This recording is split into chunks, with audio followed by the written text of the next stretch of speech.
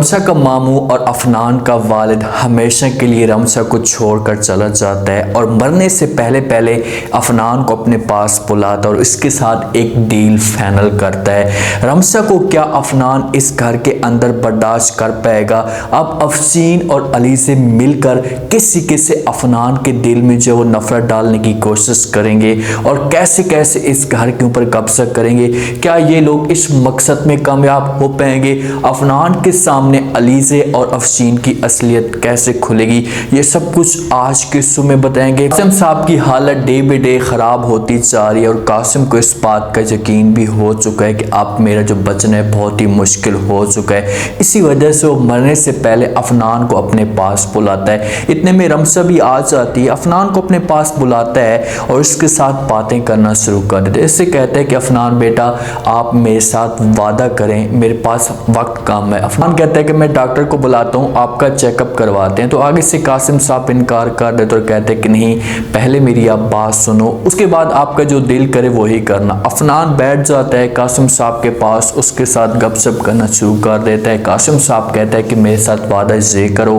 कि मेरे बाद रमसा की हिफाजत तुम करोगे, क्योंकि रमसा अकेली रह चुकी है, तनहा रह चुकी है, उसकी सपोर्ट करने वाला कोई भी नहीं है। एक तुम ही हो जो उसकी मदद कर सकते हो, कभी किसी भी सूरत में इसे इस घास से नहीं निकालना। अब अफनान के दिल में तो रमसा के लिए नफरत है, वो तो तंग था, वो तो पहले भी रमसा को निकालना चाहता था, लेकिन अपने वालिद की जब ये बातें सुनता है तो बड़ा परेशान हो जाता है। मजबूर होकर अपने वालिद के साथ हाँ कर देता और कहता है कि ठीक है बाबा जान, जैसा आपका दिल करे या जो बात आप कहना चाहते हैं, मैं इस बात पे हर सूरत में पूरा उतरूंगा और रमसा को किसी भी सूरत में इस घास से नहीं निकालूंगा। कासिम साहब की पाबंदी की वजह से अफनान हो जाता है खामोश। जिस वक्त अफनान से बात करता है तो उसके बाद कासिम साहब सब कुछ छोड़कर यहाँ से चला जाता है। रमसा जब ये सारा का सारा सीन देखती है तो रमसा के हाथ में फूल होता है, वो भी वहीं पर गिर जाता है। अफनान भागता है डॉक्टर के पास, डॉक्टर को बुलाकर लेकर आते हैं, चेकअप करते हैं, लेकिन डॉक्टर हजरात भी इनको नाउम्मीद सुना देते हैं। इनको जो है वो हमेशा के लिए यहाँ से भेज देते हैं। ये घर लेकर जाते हैं, उसके बाद जो है वो अफसीन को मौका मिल जाता है। रमसा जब मौजूद होती है तो अफसीन इसके पास आती है और तंस करना शुरू कर देती है, बातें करती है तरह तरह की। उससे कहती है कि भाई छोटी सी गली में पैदा होने वाली, छोटे से घर में रहती थी, छोटी सी आपकी औकात थी और मेरे भाई ने आपको इज्जत दी, इतना अच्छा मकाम दिया, आपको घर दिया और आपने उसकी इज्जत नहीं की, आपने उसकी इज्जत को बर्बाद करके रख दिया। आज जो कुछ भी हुआ है मेरे भाई के साथ सिर्फ और सिर्फ आपकी वजह से हुआ। अब अफसीन का नाटक देखें, साथ में अलीज़ा भी मौजूद होती है। अफसीन ये सारा का सारा ड्रामा कर रही होती है और सारा जो इल्ज़ाम होता है, सारा जो मलबा होता है, ये रमसा के ऊपर लगा देती है कि ये जो कुछ भी हुआ है रमसा आपकी वजह से हुआ है। आज मेरा भाई हमें छोड़कर गया तो सिर्फ और सिर्फ आपकी वजह से ये हुआ है। उसे यहाँ से निकालती है, उसका बाजू पकड़ती है, घसीट कर लेकर जाती है। जो जहाँ से तुम्हारे जहाँ पर रहने का कोई भी मकसद नहीं है। रमसा बेचारी शोर मचा रही होती है, लेकिन कहाँ से बातें सुनती है, इसको तो बहाना चाहिए था, इससे अब ये बहाना मिल चुका है। लेकिन आगे से अफनान आ जाते हैं और अफनान से वो अपनी पप्पो को, अपनी खाला को रोकने की कोशिश करता है और कहता है कि होश के नाखन ले, क्या कर रही हो आप। अफसीन कहती है कि भाई मैं इसे इस घर में नहीं रख सकती, मेरा भाई मुझे छोड़कर गया है तो इसकी वजह से गया है, मुझे इतना बड़ा सदमा मिला है, इतना बड़ा धोखा मिला है और मैं इसे इस घर में रख सकती हूँ, ऐसा कभी भी नहीं हो सकता। लेकिन अफनान जो है वहाँ पर खड़ा हो जाता है और अपनी खाला को कहता है कि रमसा कहीं पर भी नहीं जाएगी, रमसा इसी घर के अंदर रहेगी। ये अल्फाज जब अफसीन सुनती है तो अफसीन हैरान होकर देखना शुरू कर देती कि भाई ये कैसे हो सकता है। हम तो ये सोच रहे थे कि अफनान नफरत करना शुरू हो चुका है, अफनान कोई ऐसी बात भी नहीं करेगा, इससे 2 मिनट भी नहीं लगाएगा जहाँ से निकालने पे, लेकिन ये तो चुप हो चुका है, इसे निकालना ही नहीं चाहता। परेशान हो जाती है लेकिन अब मजबूर है क्योंकि आगे से अफनान की सपोर्ट आ चुकी है।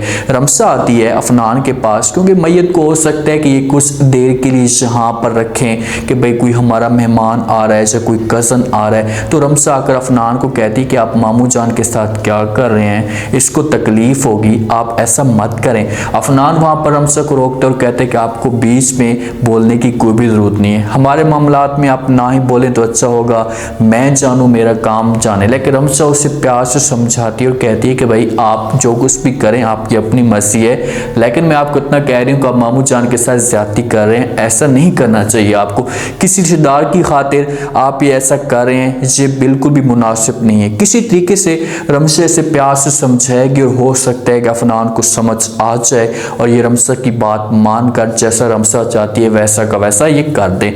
ये सब कुछ होने के बावजूद, ये सब कुछ जिस वक्त हो जाता है उसके बाद अफनान इसके साथ बात नहीं करता। अब अफनान मजबूर है रमशा की वजह से या अपने वालिद की वजह से इसे नहीं निकाल रहा, अंदर से इसके साथ नफरत करता जा रहा है। अलीज़े पर रिलैक्स होती है, अफशीन के चेहरे के ऊपर उदासी होती है। अफशीन ने तो सारा का सारा माहौल देख लिया है और उसने इस बात को समझ भी लिया है कि भाई कोई बात ज़रूर है, अफनान इसे नहीं निकालना चाहता।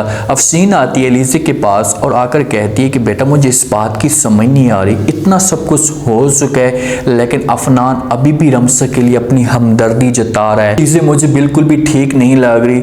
अलीज़े कहती है कि माँ जी आप इस बात को छोड़ें, आए आराम के साथ सुकून के साथ खाना खाते हैं, उसके बाद इस पूरे घर पे राज करते हैं, इस की बातें करना छोड़ दें। वहाँ पर अफशीन कहती कि नहीं आप मेरी इस बात को समझें तो सही, ये कैसे हो सकता है, आप इजी होकर इस की बात कैसे कर सकती हैं। अलीज़े कहती है कि माँ जी मैंने अफनान की आंखों में रमशा के लिए नफरत देखी है, उसकी आंखों में रमशा के लिए खौफ देखा है और वो किसी भी सूरत में रमशा को इस घर में नहीं रख पाएगा। कुछ टाइम है, थोड़ा सा सब्र कर लेते हैं, उसके बाद देखना कि यही अफनान होगा, रमशा को हमेशा के लिए इस घर से निकाल दे। इस बात पे मुतमिन है, उस इस बात पे 100% यकीन है कि भाई किसी भी सूरत में ये सब कुछ जैसे वक्त गुजर जाएगा हर चीज़ ठीक हो जाएगी, तो अफनान खुद ब खुद रमशा को यहाँ से निकाल कर लेकर चला जाएगा किसी और जगह पर। लेकिन ये इन दोनों की गलत फहमी है। अफशीन बेगम को तो शक हो चुका है, समझदार है, उसने एक चीज़ को पढ़ लिया है, उसे देख लिया है कि भाई अफनान किसी भी सूरत में रमशा को नहीं निकाल सकता।